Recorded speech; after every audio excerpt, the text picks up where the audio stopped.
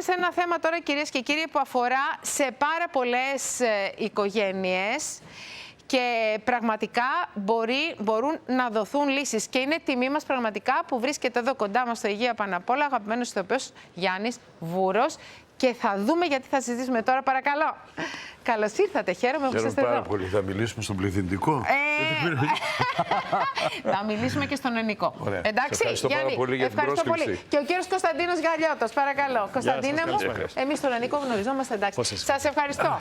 Ευχαριστώ και τον κύριο Βούρο, Γιάννη. Και Κωνσταντίνε, να είσαστε καλά που είσαστε εδώ.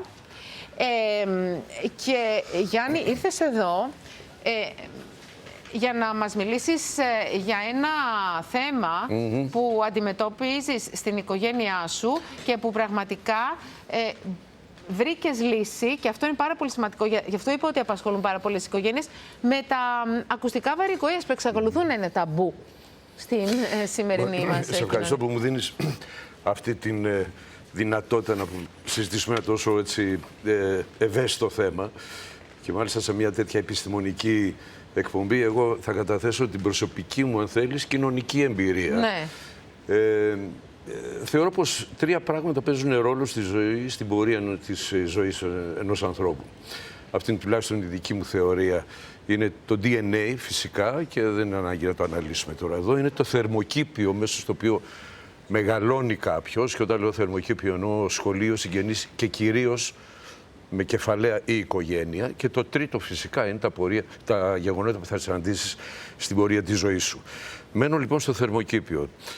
Εάν υπάρξει από την πρώτη στιγμή μια αποδοχή από το συγγενικό περιβάλλον, από το άμεσο περιβάλλον, και δεχτούμε το ότι αυτή η δυσκολία στο θέμα της ακοής είναι κάτι το οποίο αντιμετωπίζεται πέρα από την αγκαλιά, πέρα από την, αν θέλεις, την συνεννόηση των μελών μιας οικογένειας, με την εξέλιξη της τεχνολογίας, την οποία πρέπει να αποδεχτούμε σε ένα πολύ σημαντικό σκέλος της ζωής μας πια, όλη αυτή η ιστορία γίνεται μια απλή καθημερινότητα, στη λογική το ότι ένα παιδί πάει στο σχολείο με ένα ακουστικό, όπως κάποιο άλλο παιδί μπορεί να φοράει γυαλιά για την όρασή του. Οπότε αυτό συνέβη και με τη δική σου οικογένεια. Σωστό, έχει να κάνει με το μικρό μου γιο, ο οποίος γεννήθηκε με μια βαρικοεία.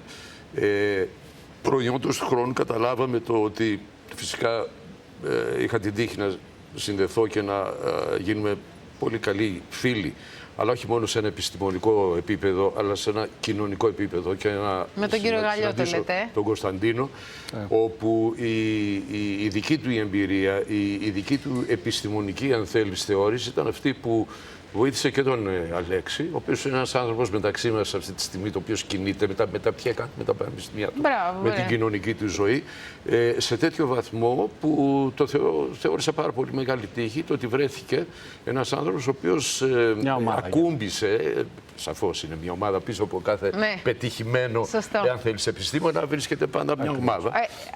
Και δεν προσφέρω καμία εκδούλευση, Φωτεινή μου, τώρα στον Κωνσταντίνο, προς Θεού. Απλά αυτό που για μένα παίζει πάρα πολύ μεγάλο ρόλο είναι να βρεθεί η κατάλληλη ομάδα, αν θέλεις, την κατάλληλη στιγμή, προκειμένου ένα μικρό παιδί ή ένας μεγάλος να αποδεχθεί ότι το ακουστικό είναι μέρος της καθημερινότητάς του. Βελτιώνει την καθημερινότητά του. Έτσι. Κωνσταντίνε, εσύ με την ομάδα σου. Και αν μου επιτρέψει, Φωτεινή, συγγνώμη, να πω το εξής, ότι δεν πρέπει να δεχθούμε μια τέτοια, αν θέλεις, δυσκολία στη ζωή ενός ανθρώπου. Δεν μπορεί να χαρακτηριστεί ως αναπηρία ή ότι αυτό το άτομο θα βρεθεί στο περιθώριο της κοινωνίας και δεν θα είναι ένα ενεργό κύτταρο μιας κοινωνίας που αποδέχεται αυτή τη δυσκολία, θέλει, στο κομμάτι. Σε ευχαριστώ, Γιάννη. Κύριε Γαλιώτο, Κωνσταντίνε μου, εσύ μιλήσαμε για την ομάδα. Έχει μεγάλη σημασία να υπάρχει αυτή η ομάδα και να δώσουμε το μήνυμα και στους τηλεθεατές ότι δεν πρέπει, αυτό που είπε και ο κύριος Βούρος από την αρχή, να καθυστερούμε να κάνουμε αυτό το σημαντικό βήμα. Δεν πρέπει να καθυστερούμε να βάλουμε τα ακουστικά βαρικοεία στην καθημερινότητά μας. Αυτό που είπε ο Γιάννης, ο κ. Βούρος, έκανε το πρώτο βήμα γρήγορα. Ναι, αυτό. Άκουσε ποια είναι η δυσκολία και, Γιάννη, έτρεξες να πεις ελάτε λοιπόν να προχωρήσουμε και να αποκαταστήσουμε το θέμα. Το παιδί πρέπει να συνεχίσει. Η λέξη, νομίζω, κλειδί είναι η αποδοχή. Η αποδοχή πρώτα από τον εαυτό μας. Και εκεί πέρα είναι μετά μια ομάδα να συνδεθεί και να πάρει το χέρι του ενήλικα ή του παιδιού και να ταξιδέψουν αυτό το δρόμο. Μικρά βήματα κάθε φορά και μια επιτυχή αποκατάσταση και επιστροφή στην κοινωνία. Λοιπόν, επειδή σε έχω εδώ, θέλω, γιατί είσαι ένας άνθρωπος που μπορεί να απευθυνθεί και στους τηλεθεατές, το κάνεις όλη τη ζωή, είναι το επάγγελμά σου αυτό. Πες ότι έχεις μπροστά σου έναν άνθρωπο με βαρικοεία, όπως το είπαμε, οποιασδήποτε ηλικίας. Και ένα τηλεθεατή εκεί που μας κοιτάζει, μας βλέπει αυτή την ώρα με βαρικοεία. Θέλω να απευθυνθείς και να του πεις τώρα να δώσεις ένα μήνυμα. Επιγραμματικά βεβαίως, αποδέξου ότι είναι μια κατάσταση την οποία φυσικά μπορεί να μην την περίμενες.